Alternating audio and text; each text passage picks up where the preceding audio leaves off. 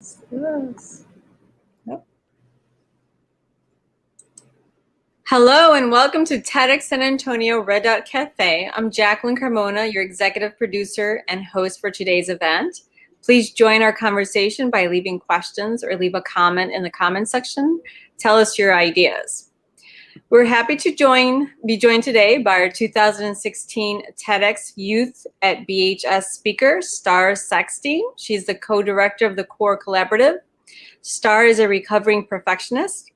She currently works with a team of teachers to engage students in learning process. She was a high school English and journalism teacher.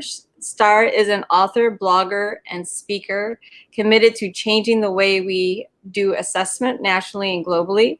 When Starr isn't evangelizing about grading reform, she is the wife of Charlie, a mountain biker extraordinaire, and the mother to Logan, a high school student who's a high school student and gamer, and we can't forget Huxley the cat.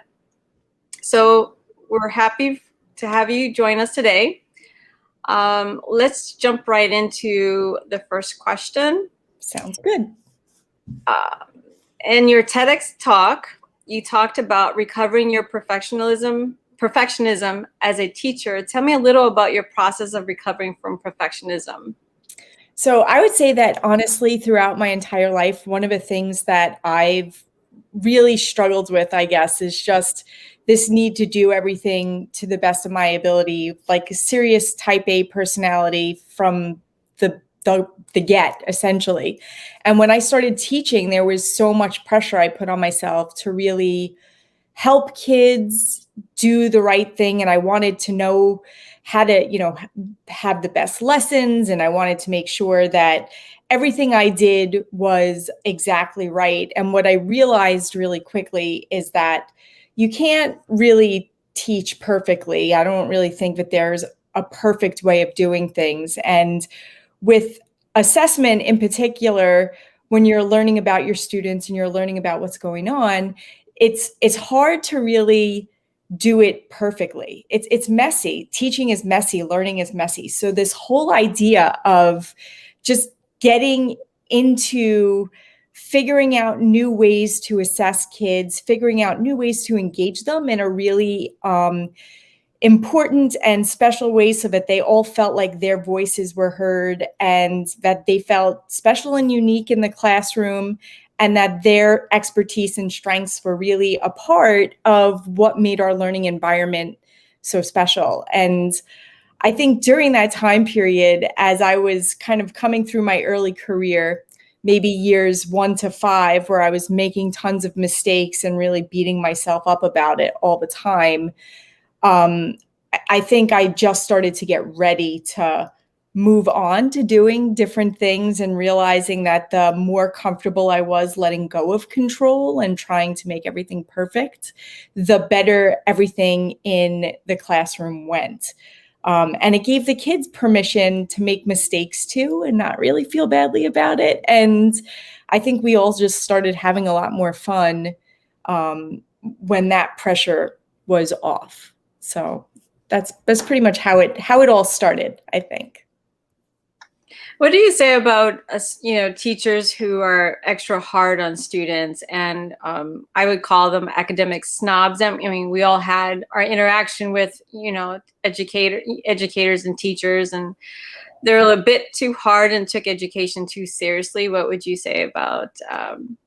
So I'm saying this with love because I started out that way myself. In that first 5 years that I was talking about, like, to me, rigorous classroom meant that, kids were really working hard, and that meant some of them were failing. And I was super tough. I had rules, I had directions, I expected them to follow them all the time.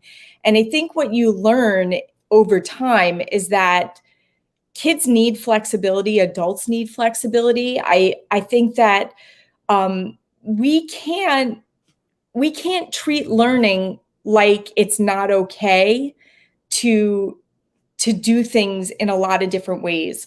Like, I definitely feel like part of the problem with folks who take themselves too seriously is they they put up they put up the assignments, they give deadlines, they start taking points off for everything because they really believe that that is what's going to hold kids accountable to getting things done on time and doing it correctly. But those kinds of strict guidelines and requirements, I think, actually stifles the learning process. I believe that the more we spend time forcing kids to do things in a way that doesn't make sense to them just because it's easier for us as educators to wrap our brains around it, we really end up curbing the creativity and learning process in a way that just stifles growth. And as educators, we really need to see what kids need most, and we need to be super flexible with how and what we do so that kids really get what they need. And it breaks my heart. I know that when you and I had spoken earlier, we talked about how with our own kids, watching some of the struggles they go through as a parent and dealing with these teachers who are so serious about things. It takes everything in my power as a parent who's also an educator to not really get super involved. And he always tells me, he's like, Mom, stay out of it. I got it handled. And there's still a part of me that is fiercely protective of his need to do things in a way that makes sense to him, especially if he understands the content. I don't understand why it only has to be done one way. And I think as educators, sometimes we feel like there's one right way, and unfortunately, there's lots of ways to solve problems. And when we cut kids off from that, we're losing an opportunity ourselves as well to see things from a different perspective. And I think sometimes some educators just don't know, and it's genuinely like they don't know any different. So this is the way they've always done it, and this is the way they're going to continue to do it, and they have no interest in changing. And then there are other folks that really genuinely just haven't learned other ways and therefore stick to that rigidity in the classroom that can really suck the love out of learning. This is so true. I think we all have our own lessons. There has been times where I was so excited about a class and so excited about hearing the lecture, and then there's certain things that would stick to me more so than the other lectures. And you get graded on what the teacher wants you to know, and it takes the fun out of everything. Whatever excites the student is limited to what the teacher perception is what you should be learning. So yeah, I totally understand that. It made some of my classes less exciting at the end of the semester when I was in school. And it's interesting that you bring that up, because there was a conversation happening on Twitter, like for the last couple of days, where somebody was asking about, assessment. And one of the students who answered online actually had this whole stream about how they didn't do so well in high school because they weren't really interested in the content area and therefore did not apply themselves in a way that made sense to what was going on in what the teacher's expectations were. But when he got to college, he had the opportunity to explore areas that were of interest to him. And I think what you were talking about, Jacqueline, also really speaks to like some of the challenges that a lot of folks have with assessment, because ultimately the content, the curriculum is determined either by the state, by the classroom teacher, by the district, and not often enough.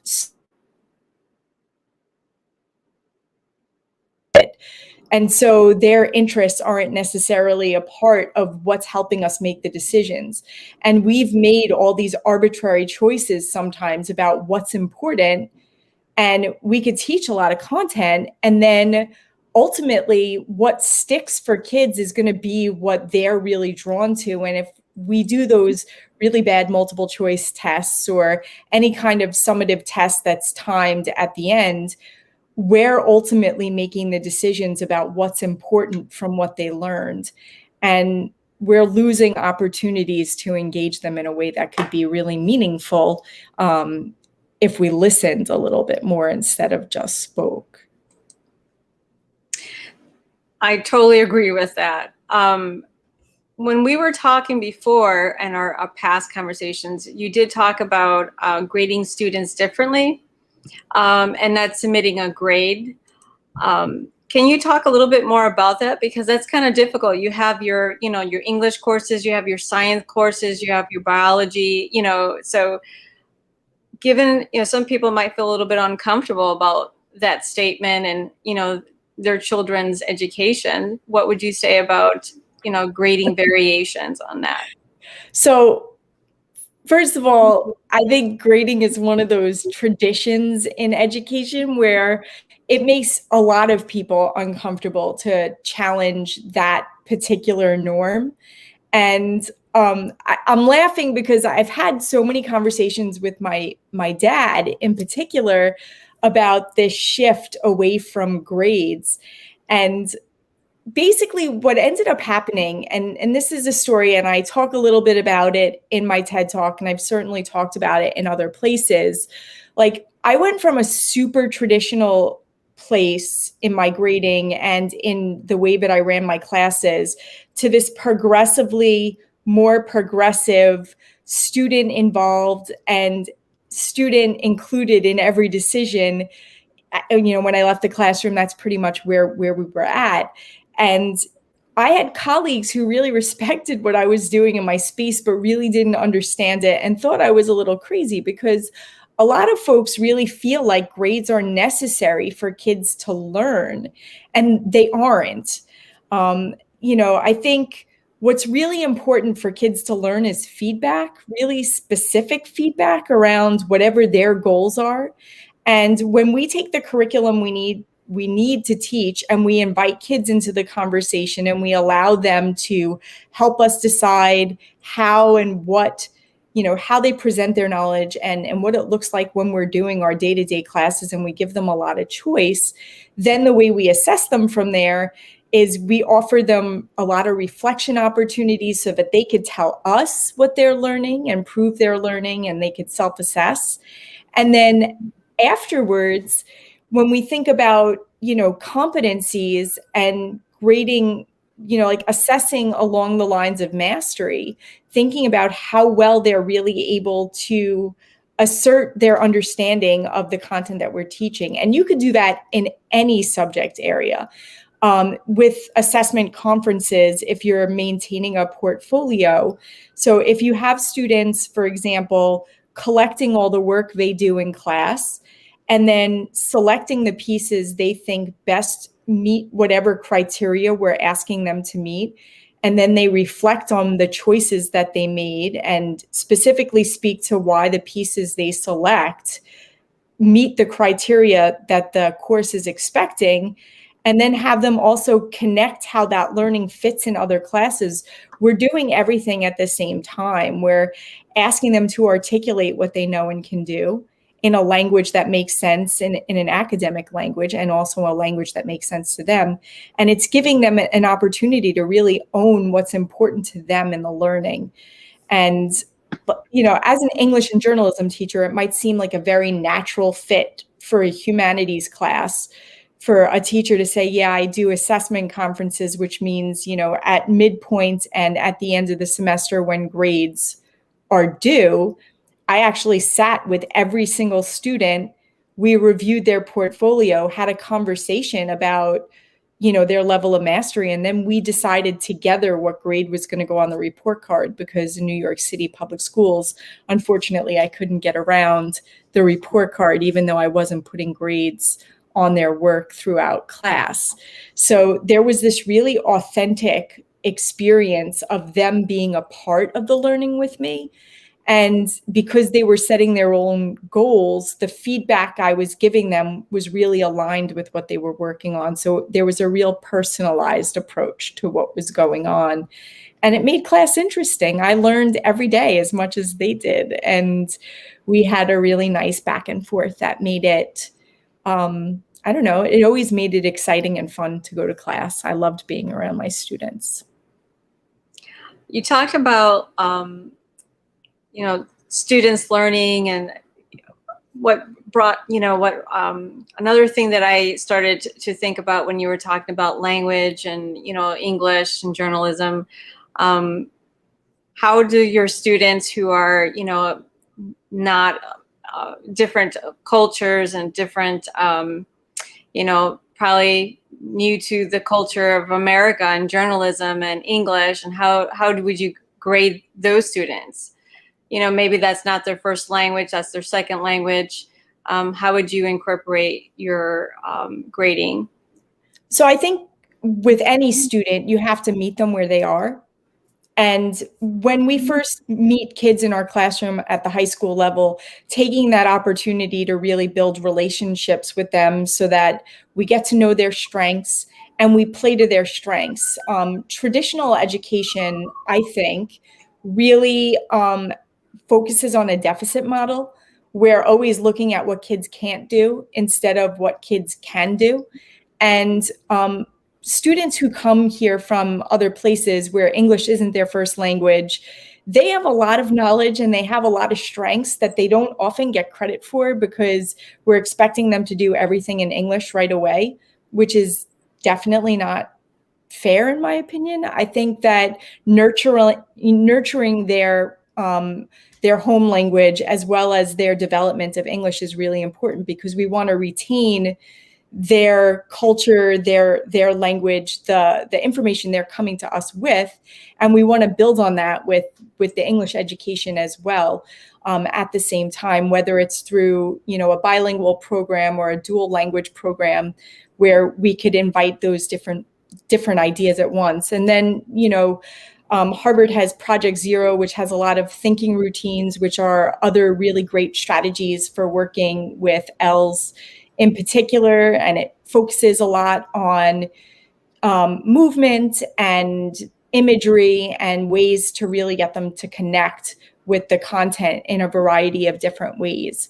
And every student comes into a classroom with strengths, regardless of what challenges they're coming in with as well. And I think when we're designing our assessments, that's where the flexibility really has to be there. And when we think about learning on a progression, we want to be flexible enough to give each child what they need where they are and just help them progress to where they need to go. And that's the danger too of regular grading. I think too often when we're grading everybody exactly the same way, we're robbing kids of opportunities to be successful when they can't see their growth. And some kids learn a lot faster than other kids, and it's kind of cruel to have summative assessments, like end assessing before kids are really ready to take a summative. They should have a lot of formative practice before they get to the summative, and they should have some control over when that summative happens. Like they should have, their readiness should be a part of that conversation for sure.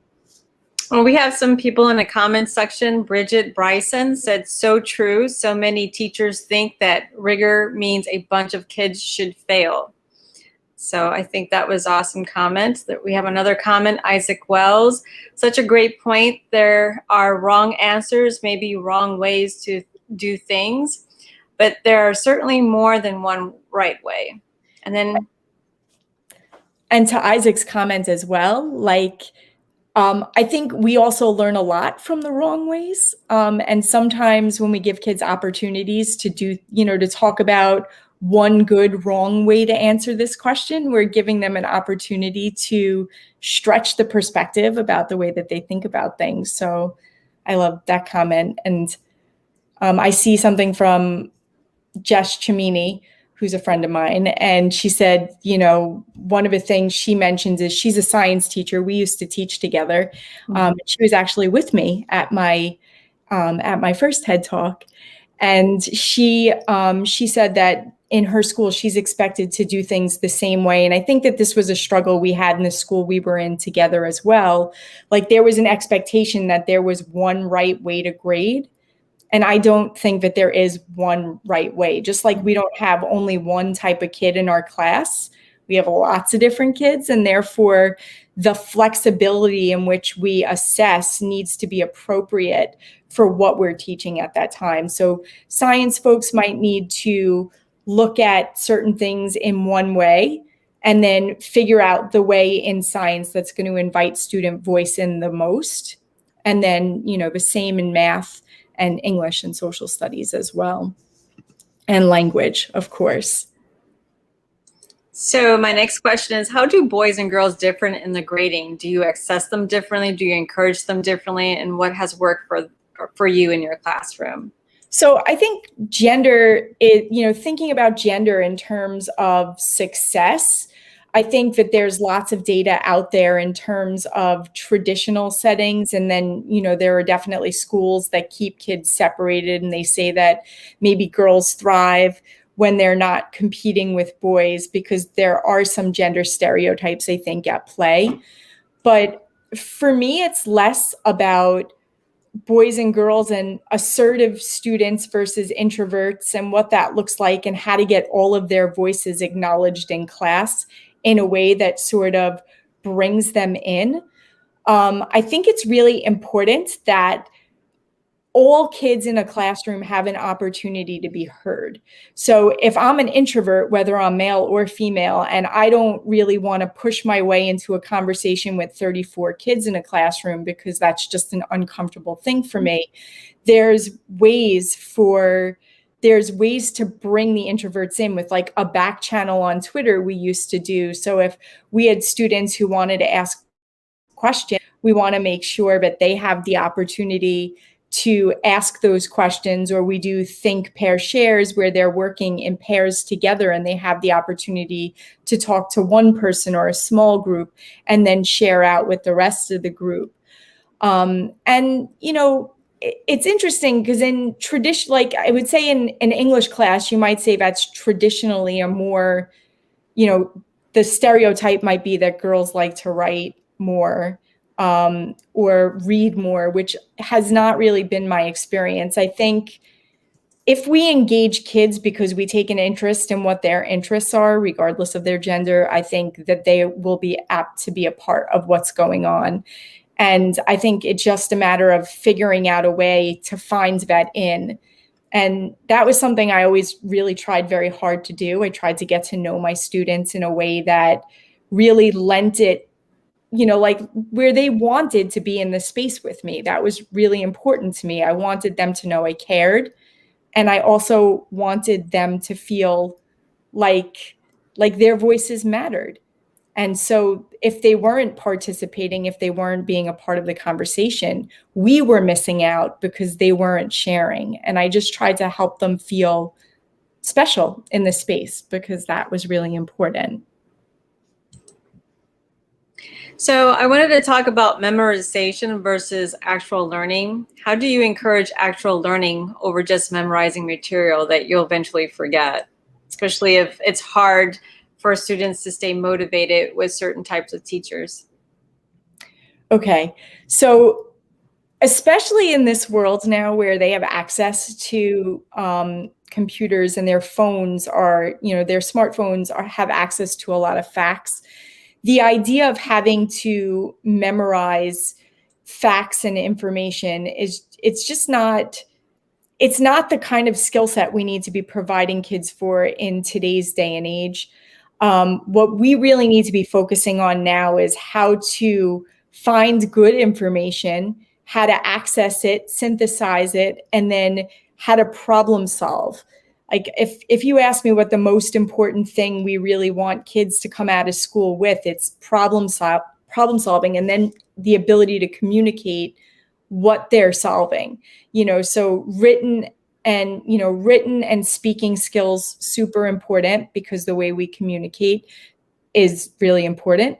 And then also just our ability to attack problems in a different way, which is why even the way schools are structured right now, the way the industrial revolution model where, the industrial era where kids are going to class to class to class to class, and sometimes none of those things kind of even feel connected to them. If we had a more interdisciplinary curriculum where teachers were working together and kids were maybe taking less classes at once and spending more time really building those skills, getting that deeper knowledge, being able to transfer it from place to place, I think that they would be more successful in the world that we're growing into. And I've heard a lot of folks say, we don't know what the world's going to look like in another 15 years when our kids who are just now entering school are what they're actually going to need in another 15 years. So giving them those really good, thoughtful tech skills, critical thinking skills, and communication skills, as well as giving them the ability to be metacognitive, understand their own strengths and disposition, and teach them how to use that to their advantage. I just think that that's probably what we should be spending our time and attention on in class, instead of forcing them to memorize a timeline that they could easily sort of, just look up at will. So we have another question by Evan Robb. It says here, evening, what are some strategies to get staff thinking differently about grading, and how do you start the discussion? So I think you start the discussion, by making everyone uncomfortable. Like, I know it probably sounds kind of awful on some level, but I think when you challenge people's beliefs about grading, and I've seen it get pretty ugly when people start talking about grading. I know that when Connie Hamilton and I started talking about homework, and that we weren't against homework, but we were against stupid homework. And there's so much stupid homework out there. Just thinking in terms of challenging the norms. The first thing, we really do is we have to look inward and really be honest about what our beliefs are. So how do you start that conversation? You ask people to think about what matters to them. What is grading? What does it mean? What is it supposed to do? And then ask yourself, how well is what I'm doing actually doing that? When I have that conversation with students, they're like, well, grades tell me if I'm doing well or not.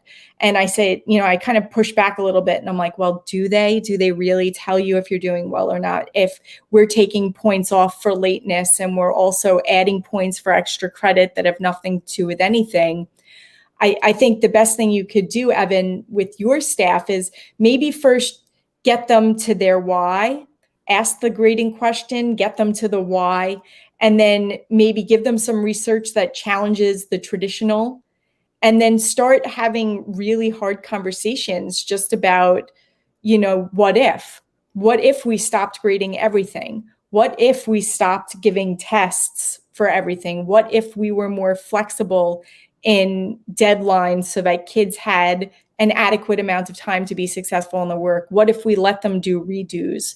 What if we gave them opportunities to reflect on the challenges that they're having? What if we changed the style of assessment so that different kids had the opportunity to showcase what they're good at?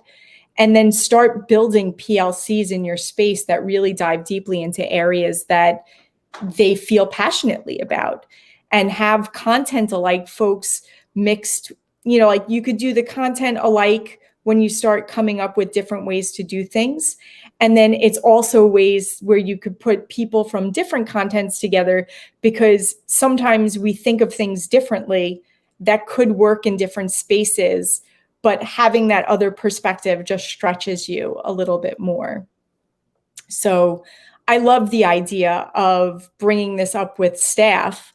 And, when I was in the leadership role that I was in, we were trying to shift grading practices in the middle school, and we surveyed each department, and we were trying to get a sense of what they were doing already so that we could find some consistency with where we had to go. So, there's a lot of discomfort in the beginning when you start challenging what and why people do. And sometimes what you learn is that there's no intentionality with what they're doing. They're just doing it because of the way that they had it done to them, Yes, so we have another question coming in. It says here, how can parents and local citizens affect change in grading procedures here in Texas? Our state education sucks, standardized testing is not the best. So what would you say about, those hurdles that they have? So, I know in New York, when the Common Core came out, parents really, came together and kind of revolted about on the testing that was happening. There was a whole pushback where they started opting their children out of the testing so that, to kind of pressure the state to not make the tests the way that they were. And when you think about it, testing kids from starting in grade 3, it's so bad for creativity. Like when students start school, they are excited to learn. In kindergarten and pre-K, they are excited to learn every single day. And as soon as we start testing, we start creating anxiety and taking the love of learning out of everything that we do. So what I would say for parents who are in situations where they don't like what's going on, they do have a voice in the community, and they should be, really engaging with the school districts to see what the options are. I think there's definitely ways to start shifting policy. I know in New York, after the parents started pulling all of their kids from the testing, they did spend time and rewrite the standards. And when they were rewriting the standards, they invited teachers, parents, administrators, different folks from different parts, different stakeholders from the education community to really create something that made more sense than what the Common Core did. So I would imagine that in Texas, that if parents came together and started pushing back and did some research on their own as well and said, why can't we do standards-based grading in elementary schools so that kids are starting to learn more on a competency scale, and we start focusing on skills that they need to be developing, and we have some more flexibility, I think maybe, that community pushback might start to get folks who make decisions to listen. Because at the end of the day, the parents are the they're the taxpayers that are the ones putting all of these things in motion. So their voice really does matter. And I think that they can make change, especially if they do some of the research themselves to start bringing that conversation up. We have another comment here. It says, it's great to see newer math programs are staying away from the role of memorization and are now more conceptual and phenomenally based. It makes a tremendous difference. Yeah, I think Joe is right on there. That between I know Joe too. So between Joe and Lori Cook, who's a partner consultant with the Core Collaborative, she always focuses on teaching math through math practices. And I don't know, a conversation with her helped me re-engage with math in a way that I don't think I even thought about for a really long time. So the programs that are being created now are more conceptual. They give kids an opportunity to approach problem solving in many different ways. And, it really encourages kids to start thinking about how math is applied and not just memorizing. So I think we're moving in the right direction in a lot of different areas in terms of different content areas, kind of thinking about their disciplines in different ways. Yes. And, a lot of people underestimate the power of English. English courses, they help students learn very analytically. And, it helps with problem solving. So I saw a comment on here talking about problem solving. How do you incorporate problem solving inside the grading variation? Because I feel like that's very important for students to develop, especially when they get older into the workforce.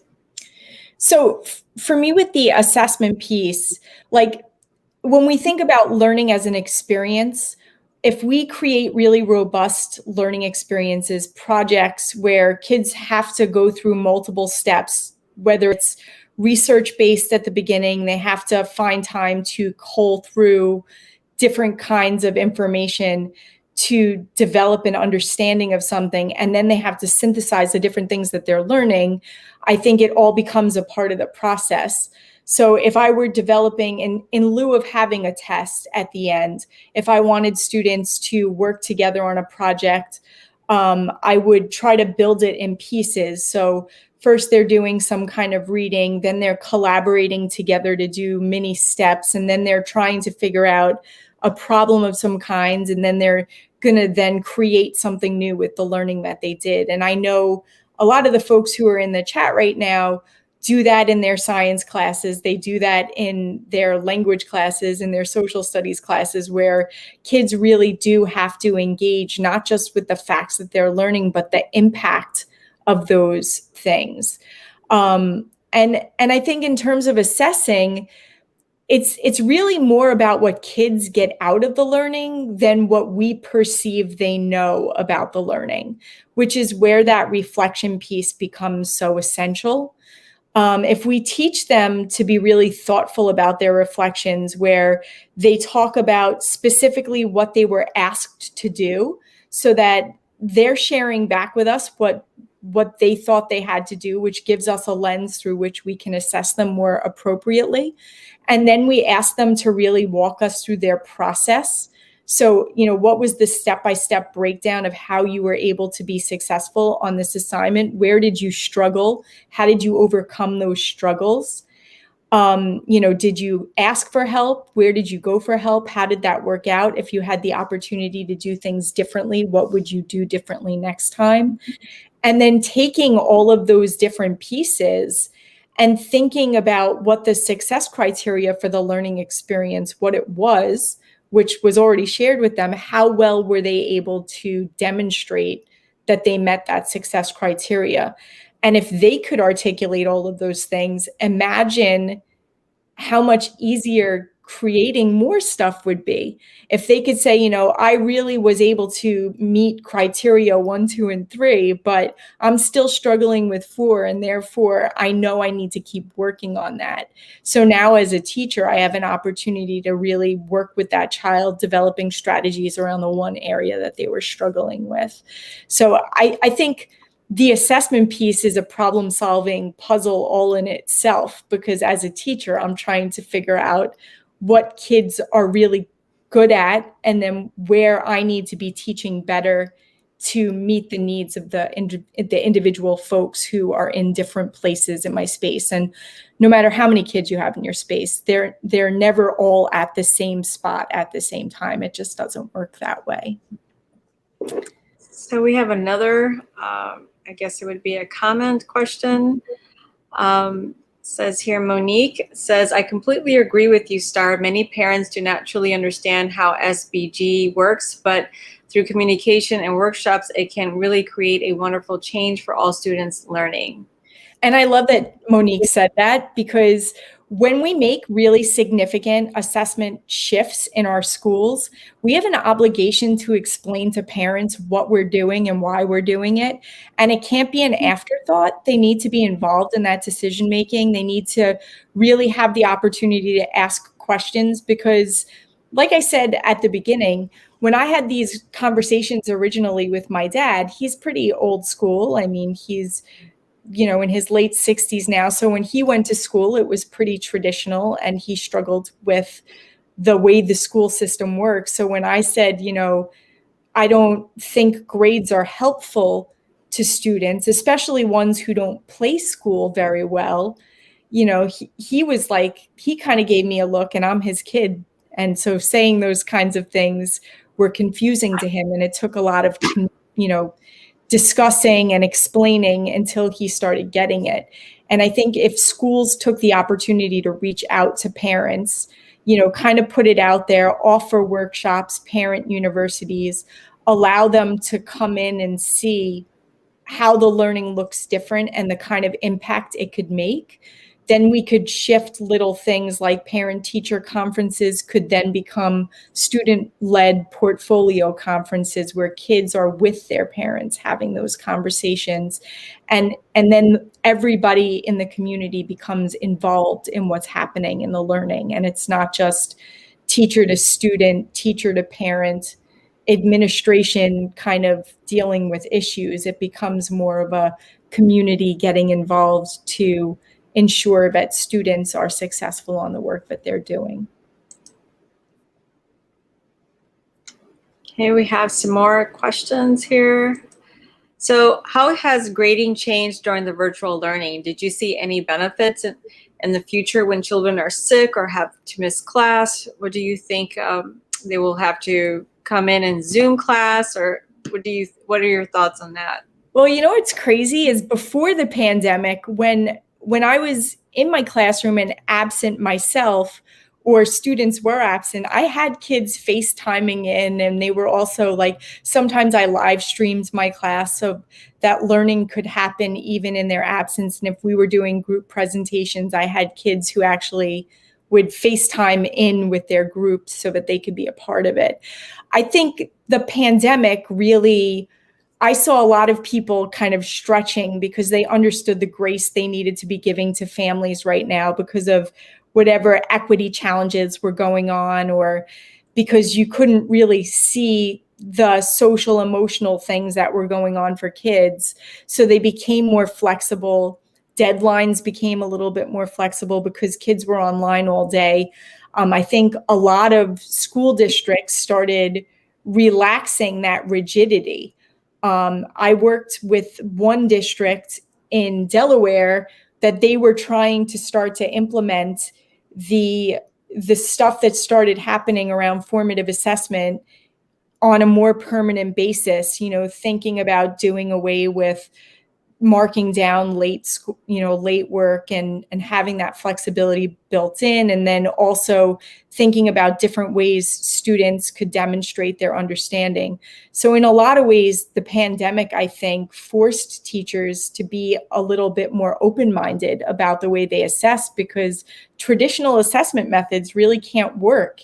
When I would see folks online on Facebook or Twitter saying, how could you give a test on the computer and have them not cheat? And in my mind, I'm like thinking, you're missing a huge opportunity here if your biggest worry is, how am I going to get kids not to cheat?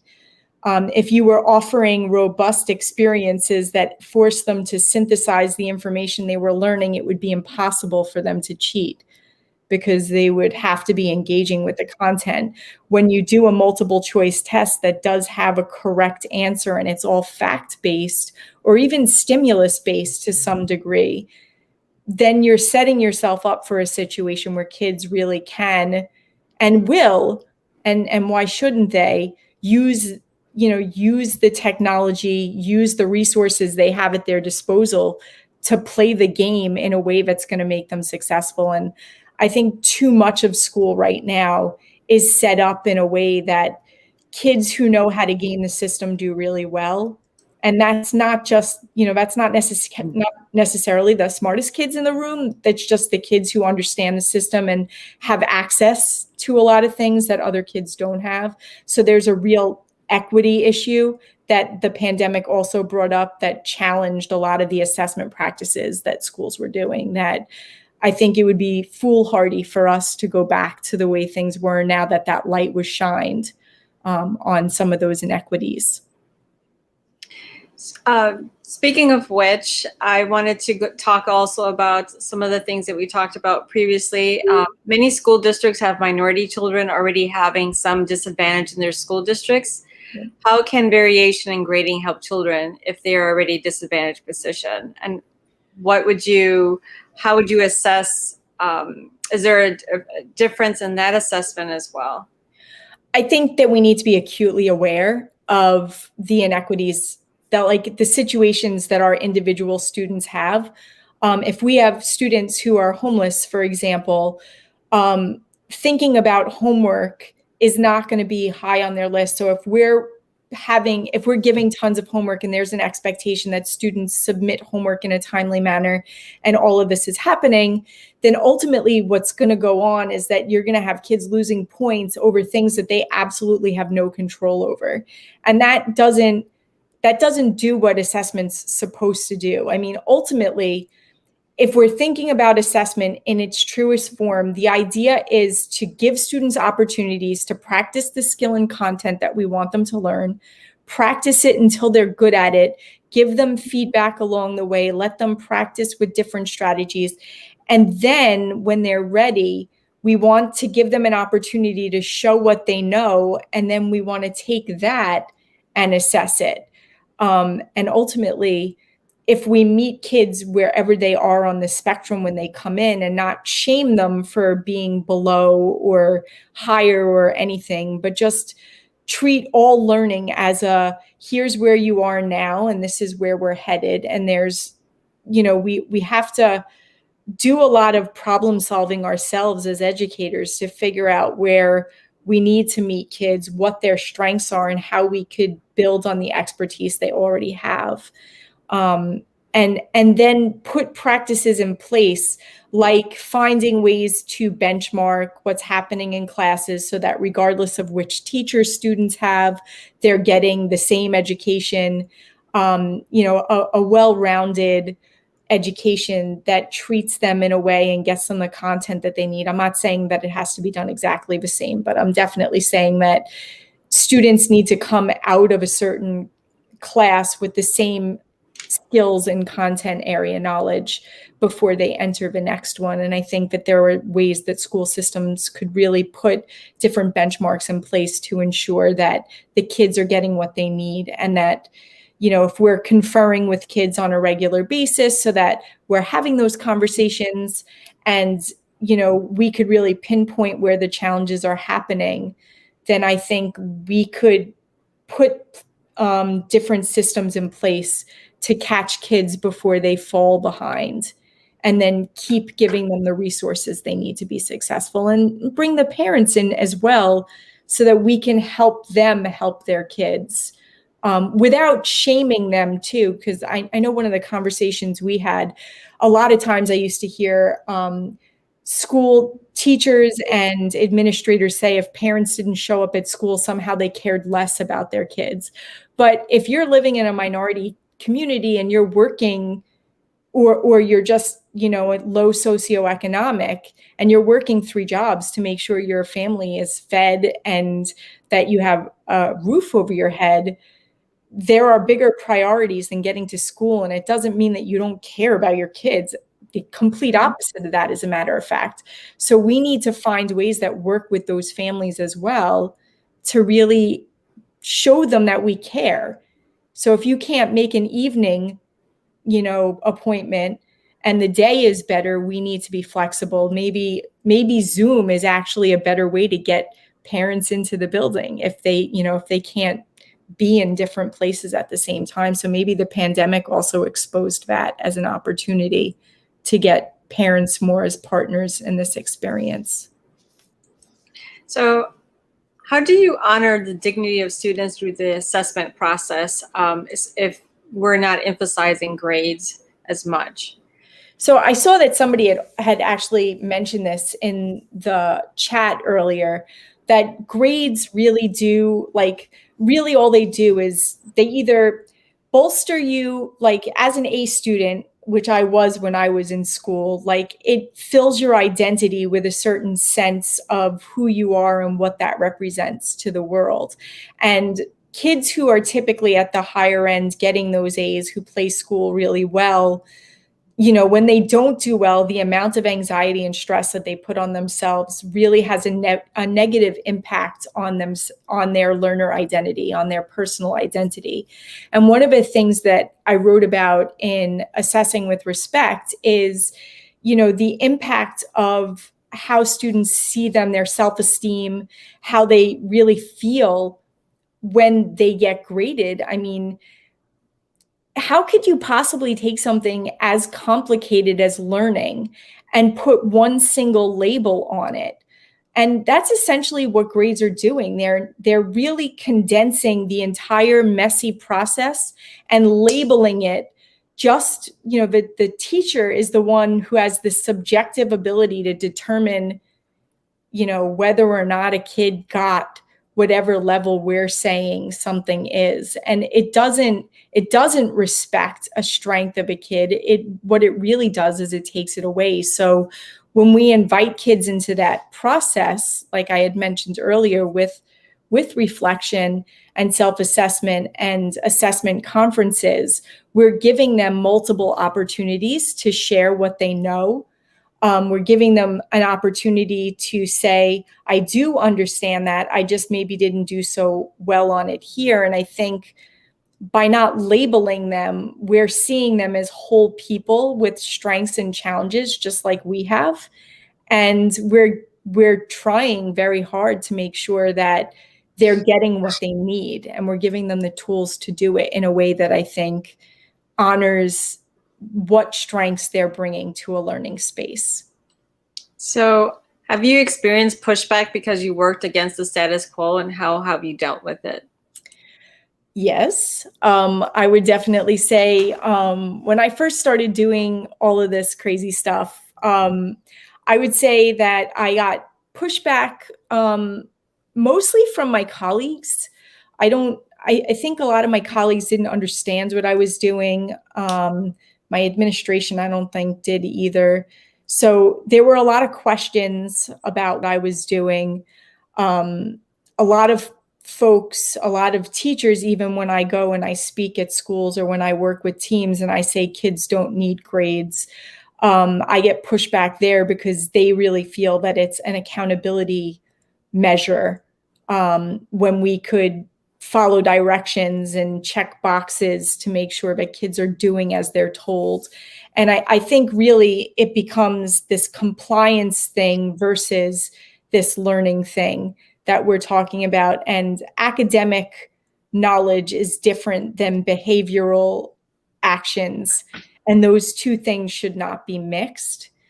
So dealing with pushback, I think that I've always let my students' work speak for itself. And I've seen in the stream a little bit over here that one of my former students who's a teacher now is here, and I'm sure she could attest to this as well, that, you know, some of my students didn't get it at first either. And one of the things that you find, at least as a high school teacher, after you give an assessment or a project or they submit a paper, they want to know what they got right away.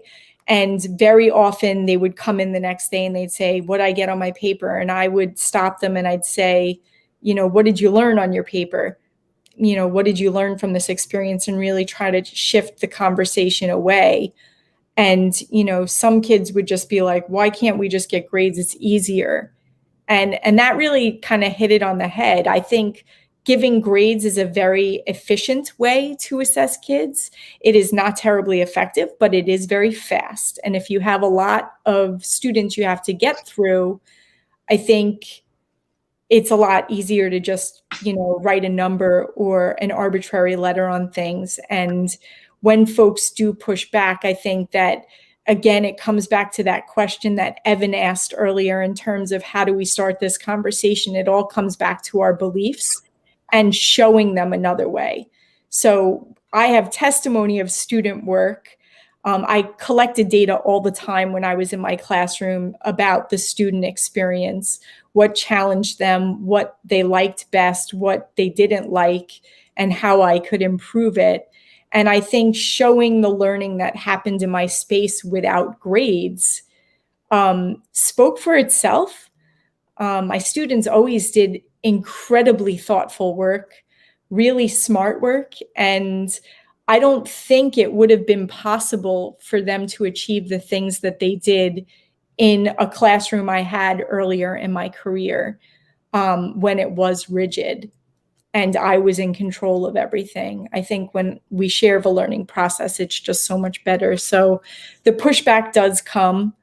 I never got pushback from parents, though, because parents always got a lot more information from my learning portal than it got from other folks, because there was narrative feedback on everything. So they knew exactly how their kids were doing, and nobody ever argued with that. Sometimes they just needed a little bit more explaining of what was going on.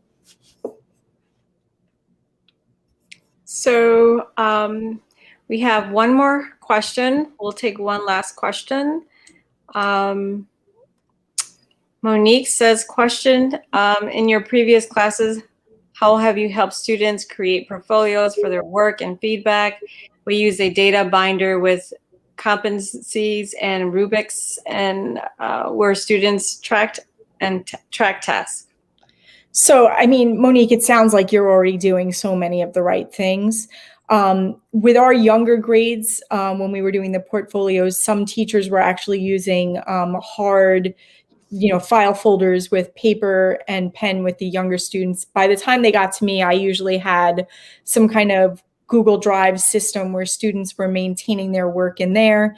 And throughout the year, we had power standards that the students were aware of, that they were self-assessing along the way. And as they would look at their work and select it for portfolio, they would have to reflect on how that work met the specific standards we were addressing and be able to speak to those kinds of things. And we had progress trackers for, throughout the semester. In my journalism class, students set goals on Monday and then, kind of tracked their learning throughout the week. And then at the end of the week, reflected on whether or not they met the goals they set for themselves. And that was another way to keep track of the progress. I do think that what you have in place, if it's not working, you probably just need to tweak a couple of things, because it sounds about right.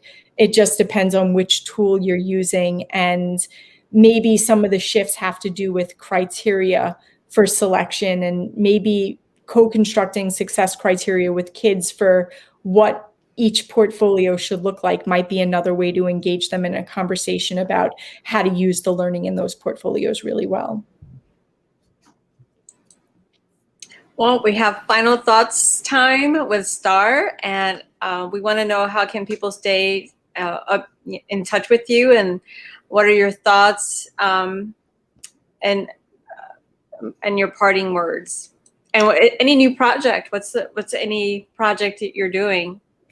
So I just had a book come out, Assessing with Respect, with ASCD. I'm going to be at ASCD's conference soon, and after that conference, I'm going to be leading a community through ASCD about assessing the whole child that folks could be a part of as well, if that's something that they care about. Mark Barnes and I run a Facebook group called Teachers Throwing Out Grades, which is another place teachers could come to share ideas. On Twitter, we have a weekly core chat at the Core Collaborative, where we often discuss a lot of these pieces. Isaac Wells and I also used to do Q&As about things. And I believe over the summer or towards September, I have another book coming out with Karen Terwilliger about learning centers in secondary spaces. So those are all things that are happening now, which are pretty exciting. And I'm hoping, in the near future to be helping more schools and more systems move away from traditional grading and really think about the kinds of assessments that they're doing in their spaces. And if folks want to reach out to me, they could reach me at Miss Sackstein on Twitter, which is right on the screen there. And my website is mssackstein.com, and my email is mssackstein@gmail.com. So everything's branded with Ms. Sackstein, and wherever you want to find me, that's the best way to do it. I really pride myself on getting back to folks who reach out. So I'd love to hear your thoughts if you have them. Well, many thanks. Well, many thanks to Starr Sackstein for joining us today. And that would conclude our program. Thank you for your comments and your questions, and have a good evening.